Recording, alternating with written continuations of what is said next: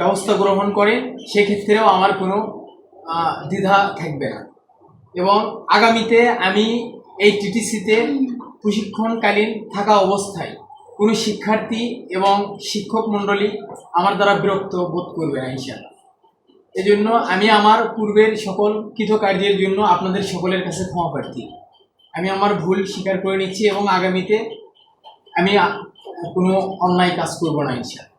আমি জেনে বলছি এবং স্বাক্ষরও করেছি আমি আলী আজম সাব্বির, পিতা সিকান্দার আলী, মাতা সাহেদা বেগম এবং আমার পক্ষে স্বাক্ষরকারী মঈনুদ্দিন স্যার এবং নুসরাত ম্যাডাম। একটু বলেন যে আমি ব্লক বাটিক ট্রেড সহ অন্যান্য সকল ট্রেডের মেয়ে প্রশিক্ষণার্থীদের ইফটিজিং, তারপর হ্যারাসমেন্ট এবং বিভিন্ন ধরনের বাজে মন্তব্য করে তাদেরকে উত্ত্যক্ত করেছি। এই কথাটা আরেকবার একটু আপনি বলেন নিজের গলায়। আচ্ছা, ব্লক বাটিক অথবা টিডিসিতে যত ট্রেড আছে সকল ট্রেডের শিক্ষার্থী মেয়ে শিক্ষার্থীরা আমার দ্বারা বিরক্ত না। আপনি কি কি করেছেন? ইফটিজিং করেছেন। আরে আপনার কি চেহারা খারাপ নাকি? এমনি এমনি বিরক্ত হয়?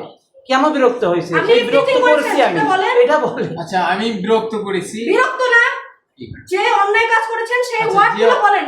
যে অন্যায় কাজগুলো করেছি সেগুলো আবার একটা মারো ঠিক আছে, আমরা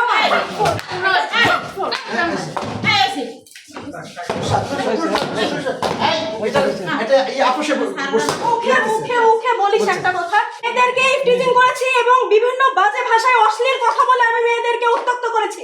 এইটা আমার দ্বারা আর হবে না, এটা বল। অশালীন ভাষায় কথাবার্তা বলেছি, অশ্লীল ভাষায় কথা বলেছি, সেই জন্য আমি ক্ষমা প্রার্থী এবং আগামীতে আমি